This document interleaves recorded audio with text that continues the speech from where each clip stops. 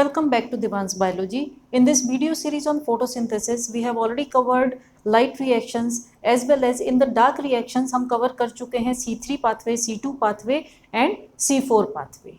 आज हम देखते हैं difference between C3 and C4. Okay? C3 pathway या Kelvin pathway जो है वो all green cells of the plant में प्रेजेंट होता है, सारे ग्रीन सेल्स में. उसकी लोकेशन की हम बात करें तो वो सब ग्रीन सेल्स में प्रेजेंट होता है.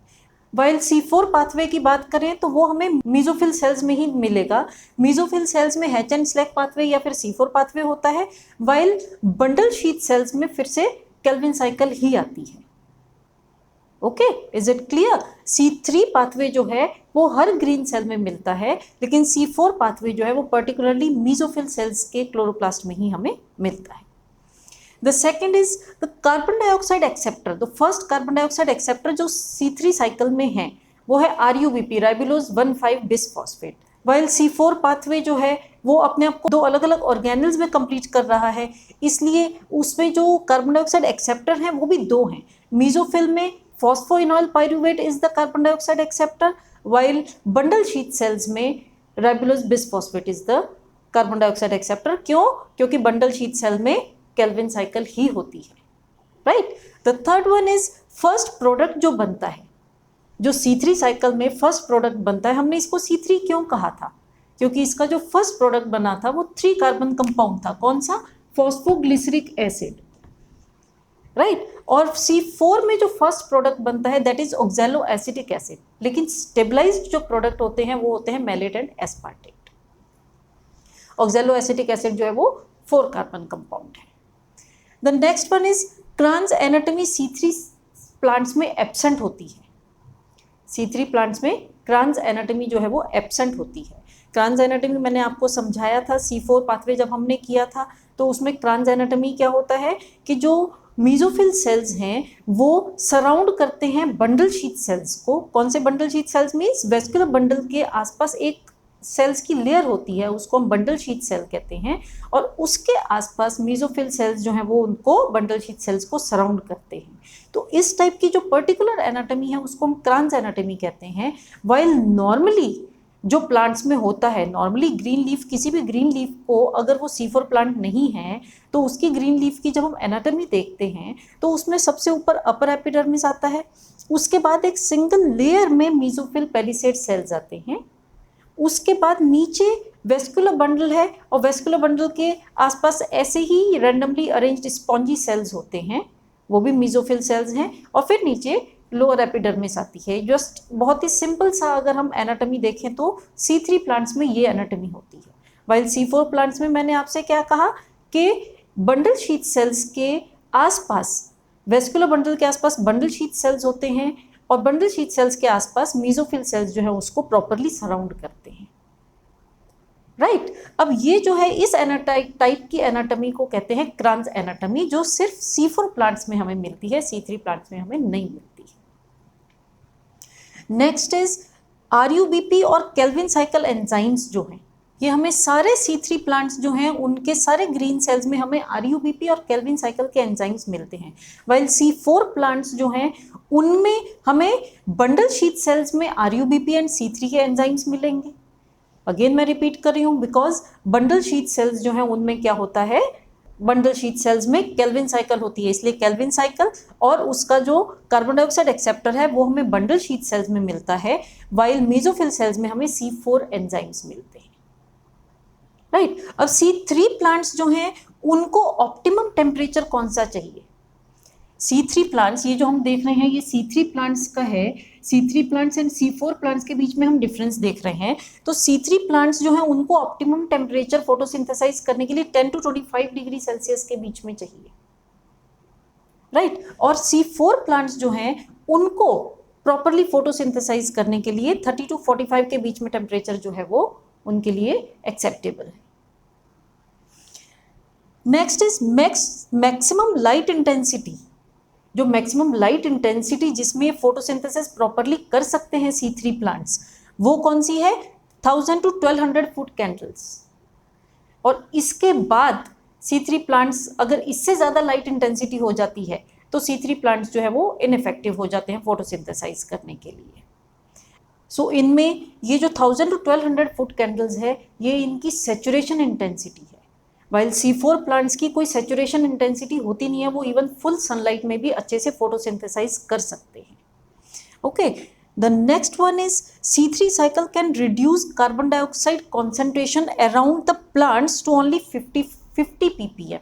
RUBP की जो कार्बन डाइऑक्साइड के लिए एफिनिटी है ना, वो कंपेरेटिवली थोड़ी कम है, जिसकी वजह से क्या होता है कि CO2 कॉन्सेंट्रेशन जो है वो प्लांट्स में 50 ppm से कम नहीं कर पाता है। अगर इससे कम कॉन्सेंट्रेशन ऑफ कार्बन डाइऑक्साइड हो जाती है ना, तो फिर वो फोटोसिंथेसाइज करना मुश्किल हो जाता है, बिकॉज RUBP की एफिनिटी फॉर कार्बन डाइऑक्साइड थोड़ी कम है। While in case of C4 plants क्या होता है कि वो इवन लेस देन 10 ppm भी कर लेते हैं, तो भी वो फोटोसिंथेसाइज इफेक्टिवली कर लेते हैं, बिकॉज इनमें जो कार्बन डाइऑक्साइड एक्सेप्टर है दैट इज फॉस्फोइनॉल पाइरूवेट। तो फॉस्फोइनॉल पाइरूवेट जो है वो उसकी कार्बन डाइऑक्साइड के लिए एफिनिटी बहुत ज़्यादा है। Next is as compare to C4 plants, C3 plants थोड़े से लेस एफिशिएंट हैं। ऑक्सीजन का इनहिबिटरी इफेक्ट रहता है फोटोसिंथेसिस पे, क्यों? क्योंकि केल्विन साइकिल जो है या C3 प्लांट्स जो हैं उनमें जो एंजाइम है रुबिस्को एंजाइम है, और रुबिस्को एंजाइम की एफिनिटी ऑक्सीजन की तरफ भी रहती है। तो अगर कंपेरेटिवली ऑक्सीजन जो है ज़्यादा हो जाती है कार्बन डाइऑक्साइड के कंपेरेटिवली, तो वो फोटो रेस्पिरेशन की तरफ चले जाते हैं। तो ऑक्सीजन का इफेक्ट इन पे है, लेकिन C4 प्लांट्स में ऑक्सीजन का इफेक्ट नहीं है। C4 प्लांट्स में ऑक्सीजन का इफेक्ट क्यों नहीं है? क्योंकि इनमें जो बाहर एटमॉस्फेयर को टच कर रहे हैं, जो बाहर एटमॉस्फेयर के कांटेक्ट में आ रहे हैं सेल्स, मीजोफिल सेल्स, वो मीजोफिल सेल्स में PEP है, फॉस्फोइनॉल पाइरूवेट है।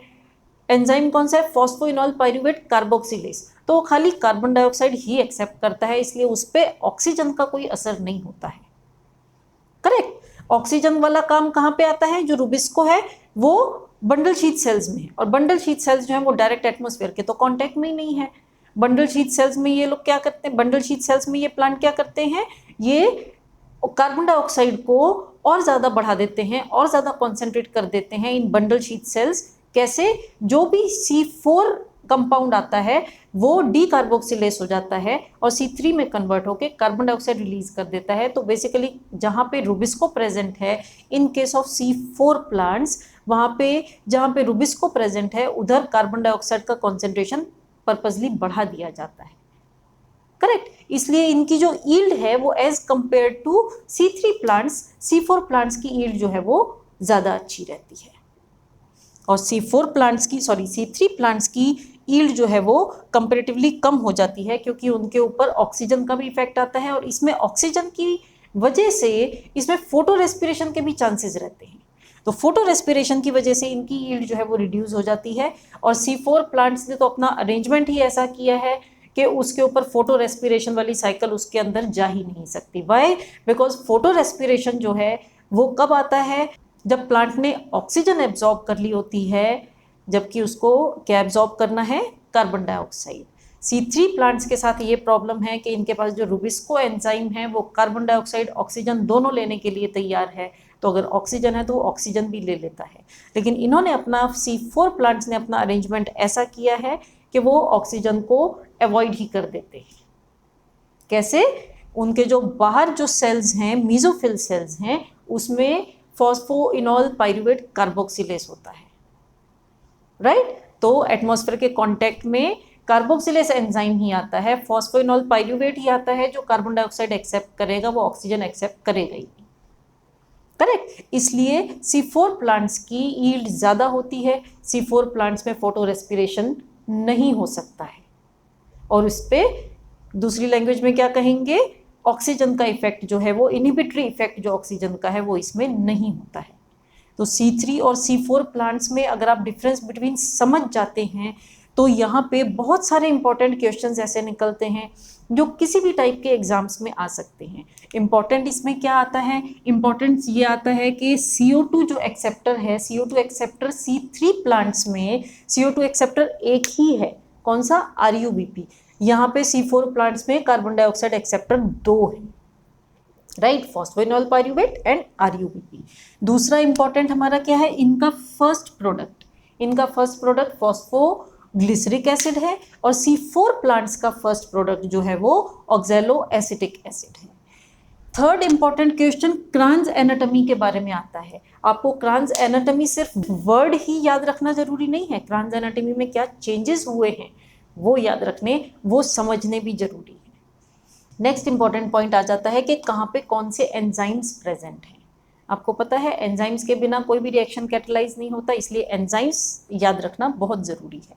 यहाँ पे C3 प्लांट्स में केल्विन साइकिल एंजाइम्स और RUBP जो है वो सारे ग्रीन सेल्स में प्रेजेंट है, वाइल C4 प्लांट में क्या हो जाता है, RUBP और C3 एंजाइम्स जो है वो बंडल शीथ में प्रेजेंट है और C4 एंजाइम्स मीजोफिल में प्रेजेंट हैं। तो ये जो 4 इंपॉर्टेंट पॉइंट्स हैं इनको अच्छे से समझना, मेमोराइज करना बहुत इंपॉर्टेंट है for purpose of any kind of exams. I hope आप लोगों को difference between C3 and C4 plants अच्छे से समझ में आ गया होगा। अगर आपको कोई डाउट है तो आप कमेंट बॉक्स में पूछ सकते हैं। Thank you.